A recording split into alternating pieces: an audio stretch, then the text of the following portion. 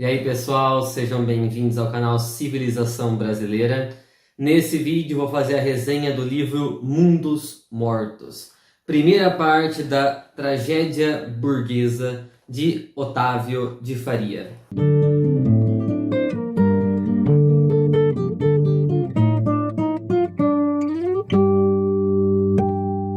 Pessoal, ao que me consta, a Tragédia Burguesa é a maior em termos de tamanho, ou seja, a mais longa obra da literatura brasileira. Ela se dá em simplesmente 15 volumes, dos quais o primeiro é Mundos Mortos, que eu vou comentar aqui.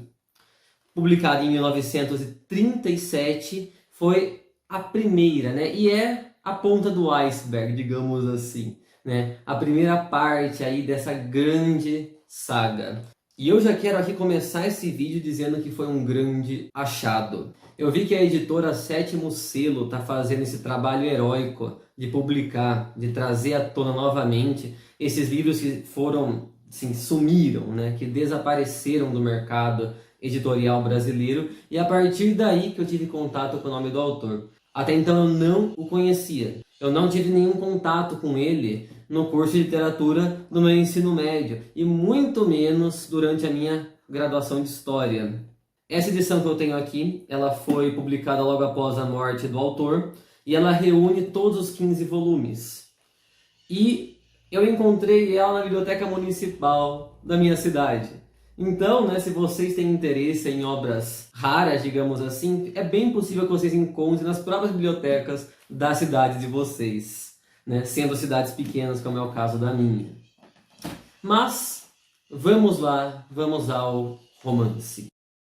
O livro é dividido em 3 partes, e na primeira traz Ivo como personagem principal. Ivo é um adolescente católico, estudante do colégio de padres chamado São Luís Gonzaga, e Ivo é uma pessoa que tenta seguir a sua religião, tenta seguir a fé católica, mas com o início da adolescência ele começa a passar por um drama muito grande.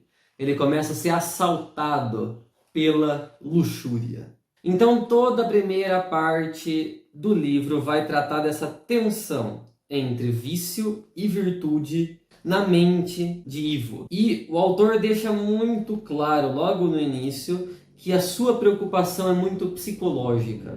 Otávio de Faria não se preocupa muito com a questão externa dos personagens. Todo o foco dele está nessa análise, nessa descrição psicológica e nesse embate também entre o vício e a virtude. Dentro desse contexto, nós temos Padre Luiz. Padre Luiz é um grande personagem. Eu gostei muito dele. É ele que vai aconselhar o Ivo. Ele era uma espécie de diretor espiritual daqueles jovens do Colégio São Luís Gonzaga. Ele que ouvia suas confissões, ele que dava conselhos, e justamente por isso ele tinha muita habilidade no trato com os jovens. Ele conhecia a forma, ele conhecia a dinâmica de pensamento dos jovens. Então ele sabia muito bem aconselhar eles.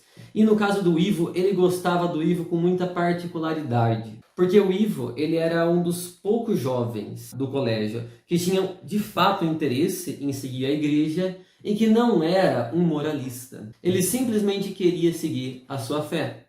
Queria seguir aquilo que a igreja manda. E por isso ele contava muito com a admiração do Padre Luiz. Tanto que essa batalha interior do coração, da mente de Ivo, acabou se tornando uma batalha pessoal para o Padre Luiz. Ele se envolveu de corpo e alma nisso. Nessa vontade de ajudar o Ivo a superar essa sua inclinação para a luxúria. Eu acho que essa primeira parte pode até ser um pouco cansativa para algumas pessoas, porque nessa luta interior, o Ivo dá alguns passos em direção à castidade e volta.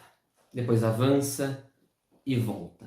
Ou seja, o autor quer mostrar realmente essa inconstância que é típica da adolescência. E quanto mais Ivo se sente apoderado pela luxúria, se sente apoderado pelo desejo sexual, mais ele acredita que ele não tem capacidade de enfrentar isso daí e acaba se entregando. É sempre mais ou menos essa, digamos assim, a dinâmica com a qual se dá essa relação do Ivo com o seu desejo. E o ponto mais alto dessa luta, pendendo para satisfação do desejo de Ivo, se dá quando o seu colega Leandro, com quem ele malemar tinha contato, vai a uma dessas pensões, tem a sua relação sexual, e quando o Leandro vai a essa pensão, ele cria uma tendência na turma. Todo mundo começa a querer imitar ele, e um desses é justamente o Ivo, que acaba recebendo um convite formal do Leandro e aceita e vai lá e satisfaz o seu desejo com as mulheres da pensão. E aqui nós temos dois outros personagens que são muito importantes nessa primeira parte. Uma é Lourdes, que é a namoradinha do Ivo. Um daqueles namoros de infância, um namoro muito formal, mas de sentimento sincero. O que acontece na relação dela com o Ivo é que quanto mais o Ivo se inclina para a satisfação dos seus desejos, ou seja, para o vício, mais ele se afasta de Lourdes.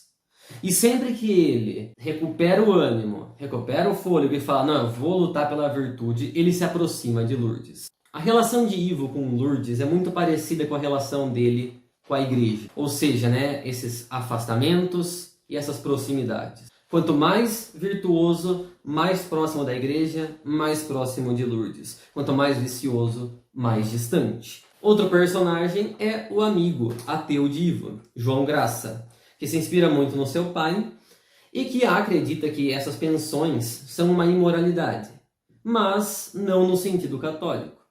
João, ele acha que as pensões são imorais, mas o ato sexual em si, não. Ele até acaba arrumando uma garota com quem Ivo pudesse se satisfazer sem ter que recorrer às pensões. E um fato muito curioso é que João é apaixonado por Lourdes e não vê a hora de poder avançar sobre ela, mas ele só se propõe a fazer isso apenas caso o namoro de Ivo e de Lourdes acabe. A história continua, mas vou parar por aqui, para não dar muito spoiler para ninguém. Segunda parte.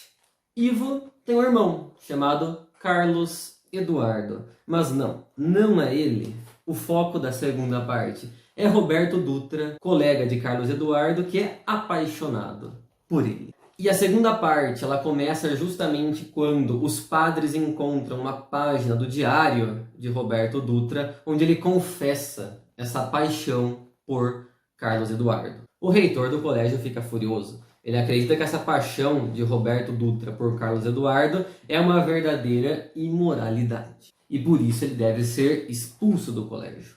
Quem sai em defesa de Roberto é justamente o Padre Luiz, aquele que conhece os jovens. Padre Luiz faz o possível para que o reitor entenda, tente não causar escândalo e, sobretudo, não tenha uma reação que afaste Roberto de Deus. Esse era o grande temor do Padre Luiz.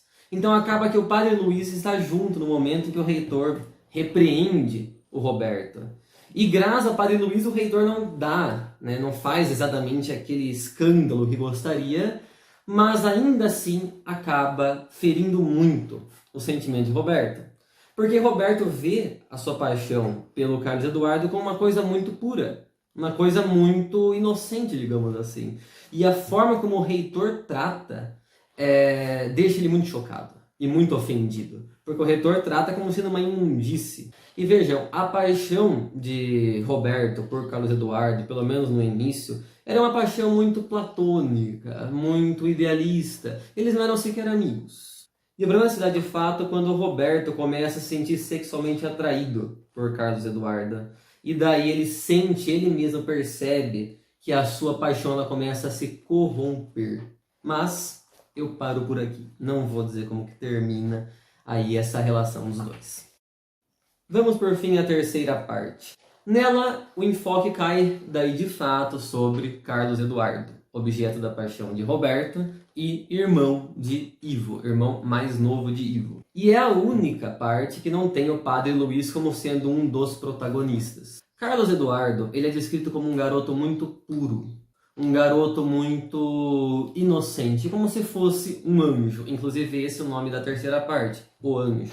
E ela tem início quando alguns garotos tentam levar Carlos Eduardo para uma pensão, tentam iniciá-lo sexualmente. Não conseguindo, eles tentam outro subterfúgio, tentam levar ele para uma reunião de amigos, onde haveria uma mulher lá já treinada para tentar, levar ele a isso. Contudo, antes desse dia, Carlos Eduardo vai a uma reunião social e lá ele se apaixona por uma garota chamada Silvinha. Ela vai aparecer mais no volume 2 e no volume 3 da história.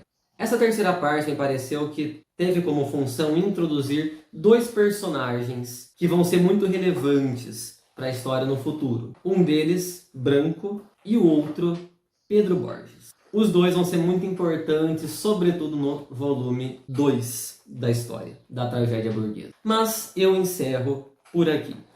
Para finalizar o vídeo, eu quero fazer uma pequena crítica. Antes de embarcar no livro, eu tive contato com muitas resenhas.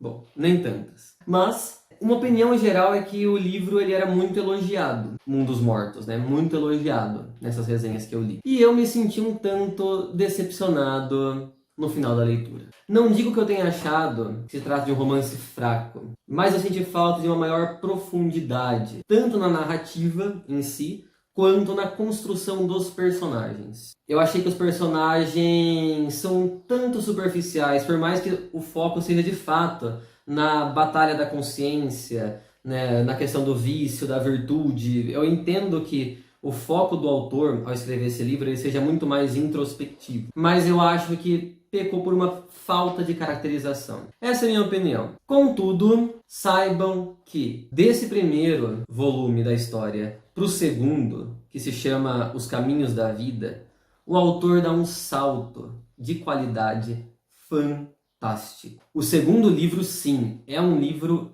incrível, muito bem escrito. A impressão que me deixou é que esse primeiro volume, Mundo dos Mortos, foi um livro experimental. Essa é a impressão que me deixou. Não sei se foi essa a intenção do autor. Sei que a versão que eu li já era uma versão revisada, mas me pareceu um livro experimental. Um livro que tinha como função simplesmente dar primeiro chute na bola aí para que a história continuasse. Já o segundo volume, ele tem um salto de qualidade muito grande. E o terceiro volume, daí, pessoal, o terceiro volume, eu digo com todas as letras que merece ser incluído no rol dos maiores livros da literatura brasileira. Ele se chama O Lodo das Ruas, vai ter resenha de todos aqui no canal, eu pretendo. É um autor que eu quero que seja conhecido, mas assim, se vocês leram o primeiro volume e ficaram um tanto decepcionados, continuem. Porque no terceiro volume o autor mostra todo o seu potencial. É um livro incrível, incrível. E já se tornou um dos meus favoritos. Tanto o segundo quanto o terceiro já estão na minha lista de favoritos. E o autor, Octávio de Faria, ele é muito subestimado. É um autor que não sei porque a gente simplesmente não ouve falar dele. Então também, se tem algum professor de língua portuguesa, de literatura, que esteja assistindo esse vídeo, eu peço, dê uma chance para ele e inclua ele nos seus cursos, sobretudo de ensino médio, para que as pessoas possam conhecer um pouco mais sobre ele. Beleza? Então é isso, pessoal. Se você gostou desse vídeo, dê um joinha, se inscreva no canal, comente, compartilhe com os seus amigos e fique de olho aí porque eu pretendo, no meu ritmo super lento, fazer uma resenha sobre cada um dos 15 volumes aí da tragédia burguesa. Ela precisa ser conhecida. Até a próxima.